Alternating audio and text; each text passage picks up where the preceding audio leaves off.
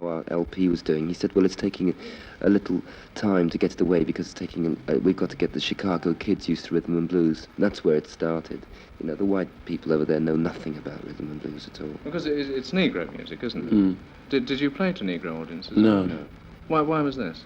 Well, because it just doesn't happen. White people to play Negro music, so they don't come and see white people, do they?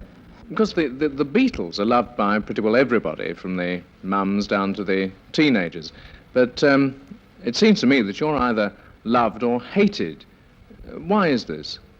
Well, I don't know, first of all, whether it's true or not. It's true to a certain extent, but looking at some of the audiences we've been having when we've been playing holiday towns, sort of all mums and dads and their little children, you know.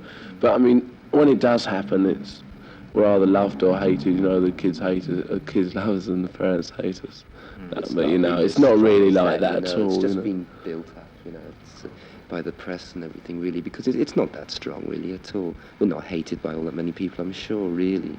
I mean, you don't feel, for example, that when the mums and dads begin to say to their kids, you know, go and see the Rolling Stones, you don't think that that'll be the kiss of death, as it were?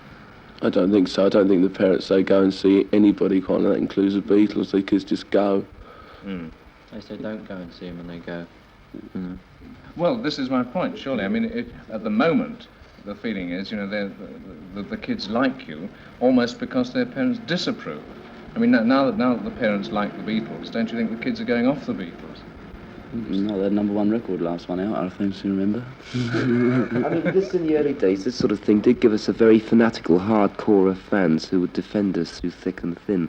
But I think now we're far more established in a much wider field, and I don't think it applies so much now. Now, when you've made your pile, what are you going to do? I don't know. I think that perhaps I'd like to stay in show business in some form or another, but maybe in another year or two I might not want to, I don't know. Mm.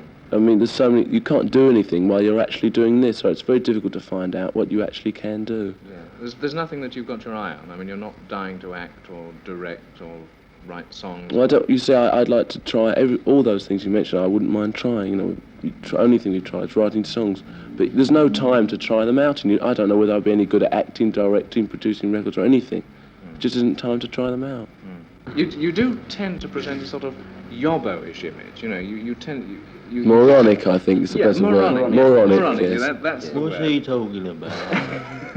but the thing is that you've all had very good educations.